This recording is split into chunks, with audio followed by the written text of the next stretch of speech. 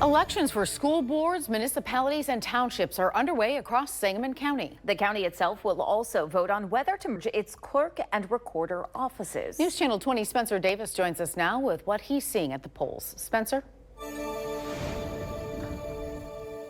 When I spoke to County Clerk Don Gray on Friday, he said he was encouraged to see the early voting turnout. They had counted over 8,500 ballots at that time.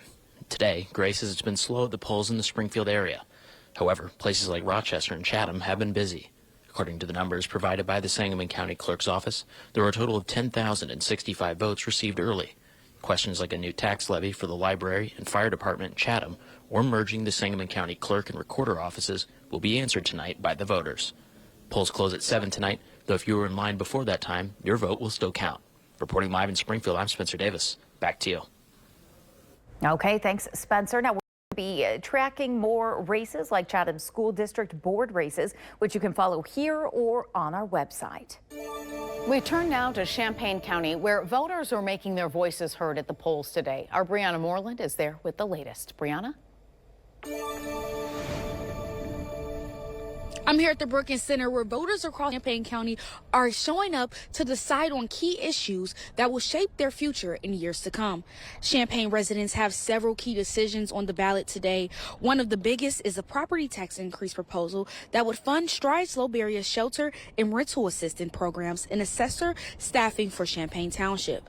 If approved, homeowners with a $100,000 property would see an annual increase of about $60. Champaign voters will also decide who will represent District 3, where incumbent Jamar Brown is up against Shauna Claiborne, as well as the Champaign Unit 4 school board election, with 5 seats up for grabs, 3 full-term positions, and 2 unexpired terms. The Champaign County Clerk office tells me over 11,000 people have casted their vote. Working for you, I'm Brianna Moreland. Thanks, Brianna. If you haven't voted yet, there's still time. There are over 40 polling locations in Champaign County, and they close at 7 tonight. We'll bring you the latest information once those polls close on air and online. Meanwhile, the Trump administration faces lawsuits over the president's executive order on elections. The order calls for an overhaul on elections, like requiring proof of citizenship to register to vote in federal elections. Now the Democratic National Committee, along with other Democratic leaders and some nonprofits, have filed 2 different lawsuits. Both suits ask the court to rule that President Trump's order is illegal. The Champaign County office is preparing to move to a new building. The office will be moved to the Scott M. Bennett Administrative Center. Renovations began at the center back in 2023. One county executive says this will bring nearly 200 employees to downtown Urbana. The county will start moving offices and departments over the next 4 months. As the clock passes 6, polls close now in just under an hour. With school board races, tax levies, and more on the ballot, we go to the polls. Our Spencer Davis is live at the Sangamon County complex now with how things are flowing. Spencer? Hey guys, it's been about the same consistency in terms of the number of people coming in, about 3 to 4 people per polling box here down in Sangamon County.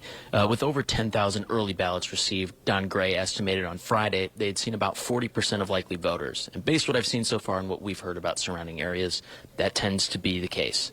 There have been a decent amount of people coming in here since we got around it got in here around 4:30. It's important to note that mail-in ballots postmarked on or before Election Day will still be counted. They must arrive within 14 days of election night, when the election will be certified. And with less than an hour to get in the line to vote, there's still time to make your voice heard. Reporting live in Springfield, I'm Spencer Davis. Back to you. All right, thank you, Spencer. Now you can follow our social media pages or check out our website to get all of the latest election night information. We turn now to Champaign County, where voters are making their voices heard at the polls today. Our Brianna Moreland is there with the latest. Brianna? Brookings Center, where voters across Champaign County are showing up to decide on key issues that could shape their future and their communities for years to come. Champaign residents have several key decisions on the ballot today. One of the biggest is a property tax increase proposal that would fund Strides Low Barrier Shelter and Rental Assistance Program and assessor staffing for Champaign Township. If approved, homeowners with a $100,000 property would see an annual increase of about $60. Champaign voters would also decide who will represent District 3, where incumbent Jamar Brown is up against Shauna Claiborne, as well as the Champaign Unit 4 School Board election with 5 seats up for grabs, 3 full-term positions and 2 unexpired terms. The Champaign County Clerk's Office tells me that over 11,000 people came out and casted their vote so far. Live in Urbana, working for you, I'm Brianna Moreland. Thanks, Brianna. If you haven't voted yet, there's still time. There are over 40 polling locations in Champaign County, and they close tonight at 7. We will bring you the latest information once those polls close on air and online. House Democrats say they are a hard no on a Republican-led bill making major changes to voter registration. The SAVE Act would require Americans to present multiple forms of documentation proving citizenship before they cast a ballot. Now, Republicans say it's common sense. Democrats argue it's already illegal for unqualified immigrants to vote in federal elections and claim this bill could disenfranchise millions of legal voters. Illinois State Board of Elections says the state is losing more than $77 million in pandemic-era funding. According to ISB, the Trump administration reversed an extension for the state to use the money on March 28th. The $77 million had already been allocated to various projects, but not spent. In a statement, ISB says a letter from the U.S. Department of Education says the state can reapply for an extension to use the money. All right, thanks, Cheryl. We want to jump right into our election coverage with a ballot measure that we've been watching for a while, the movement to eliminate the Sangamon County recorder. Frank Lesko, who currently holds a position, ran on the platform of eliminating the office. You can see the results right there, leaning towards yes, that's 64%, no, 36%. This is, though, just 16% of the votes being reported. There's still a long way to go. Yeah, and Sangamon County voters showed up throughout the early voting stage of this election season, as well as today at the polls. Now our Spencer Davis stands by with Sangamon County Clerk Don Gray to hear about how today has gone behind the scenes and how the possible merger is looking. Spencer. Thanks, guys. I'm standing by, like you said, with Sangamon County Clerk Don Gray. And Don, do you have any updates for us for this merger? Yes, it's going to happen. I want to thank the voters of Sangamon County for their stamp of approval and overwhelming support, 67% of the vote. You know, we're going to cut waste. We're going to save taxpayer money. You're going to get the very best of the same products that you have come to enjoy and trust, and we're going to do them even better. So thank you very much for that confidence and approval. I think the funniest thing, I was able to talk to Mr. Frank Lesko. He was the most excited person I've ever talked to that's getting fired. As he should be. You know, he put a lot of hard work into this policy. It's a great credit to setting us on this course to doing a really good thing for the taxpayers of Sangamon County. And then overall, just from a turnout standpoint, I know we talked about it a little bit earlier, but you said it was fantastic turnout. Historic. We broke records. You know, 18%, 25,000 ballots cast, almost 26,000. I mean, we haven't seen in Sangamon County in a township election in its inception. So really great job to Sangamon County voters. Fantastic participation. And then from a behind-the-scenes standpoint, how did you and the crew operate today? Absolutely fantastic. You know, I cannot tell you how grateful I am for our election judges, our support personnel, the election office of Sangamon County. We have the greatest team in all of the state. They gave you a really great, solid product that you should be proud of. Awesome. Thank you so much, Mr. Gray. My pleasure. Thank you. Well, guys, back to you guys in the studio. Spencer Davis reporting live. All right, thanks, Spencer. A few other races we're following in Sangamon County are: should the limiting rate be increased to maintain the Chatham Public Library? As you can see, the results look to lean toward yes, with 93% of the vote reported, meaning Chatham residents are voting to raise those property taxes to fund their public library. And similar to the library, Chatham residents also voted on raising property taxes to support their community fire protection district. You can see that they have decided to make that increase, with 57% of people voting yes. And our Brianna Moreland is at the Champaign County Clerk's office, standing by there with the latest numbers on the votes over there. Brianna? Well, the numbers are still coming in with a little over 98% of the precincts counted. Now, here's where things stand right now. Voters are rejecting the Strides property tax increase for Tri-Shelter, with almost 60% voting no. If the measure fails, the shelter funded by COVID-19 relief funds could run out for funding, which would be a major loss for homeless adults in the community. In the Champaign City Council District 3, Shauna Claiborne is leading incumbent Jamar Brown, holding almost 57% of the vote.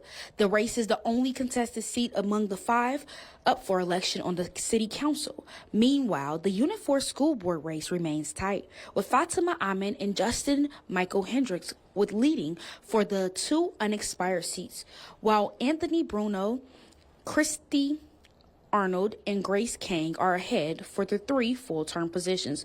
We'll keep track of these results as more come in. Live in Urbana, working for you, I'm Brianna Moreland.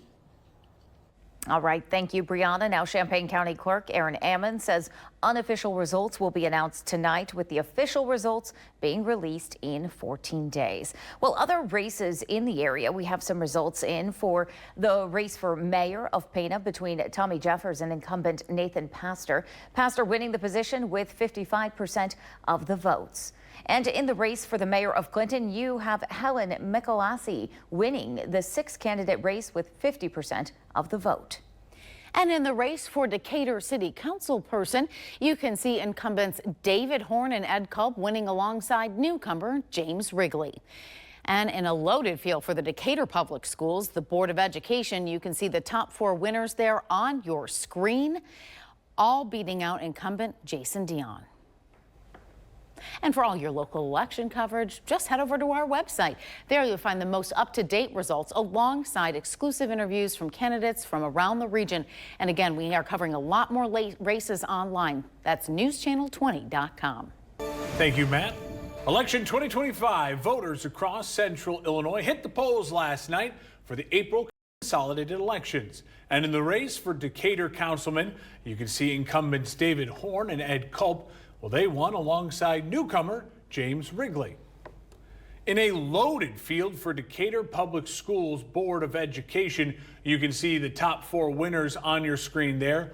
All of those winners beat out incumbent Jason Dion. And over on the eastern side of our market, there's quite a few races that we have been watching overnight. The first having to do with the story we've continued to follow. Should Champaign County increase taxes to support a low barrier shelter? 67% say no. Shauna Claiborne replaced incumbent Jamar Brown as Champaign District 3 council member. And another tight race this time, Roselle Boschelle won a 2-year term on the Champaign Board of Education, winning 32% of voters, while the incumbent Mark Holm received 15%. And Christ Arnold won the 4-year term of the Champaign Board of Education.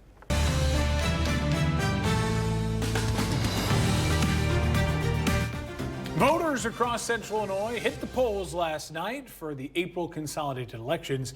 Right here in Sangamon County, one item on the ballot we've been following is the question, should the office of the recorder of Sangamon County be eliminated? So far, with the vote, more than 60% of voters say it should be. Sangamon County Clerk Don Gray shared his thoughts on the decision. And I'm really grateful to the public of their confidence in me and the county clerk's office to take on the responsibilities of the recorder. We're going to cut that waste. We're going to save taxpayer dollars, and we're going to protect those services they've come to enjoy. Frank Lesko, the Sangamon County recorder, also spoke about the election results. There's waste throughout government everywhere, and this is just an excellent place to start where we can take care of the waste and give it back. The recorder is primarily responsible for maintaining property records. Now, the transfer of duties won't occur until December 2026. A few other races we're following here in Sangamon County are Chatham voters decided if property taxes should increase to help the public library. Over 50% of voters are saying yes to that proposition, meaning Chatham residents are voting to raise property taxes for the purpose of funding their public library. Another ballot question asks if property taxes should increase to help the Chatham Community Fire Protection District. Nearly 60% of voters are saying yes. More election results. It's a tight race in Pana, where incumbent Mayor Nathan Pastor is going head-to-head with Tommy Jeffers. Over in DeWitt County, Helen Misselassie is being declared the winner of the Clinton mayoral race. Thank you for watching. Make sure you subscribe to our YouTube channel and watch more videos from News Channel 20.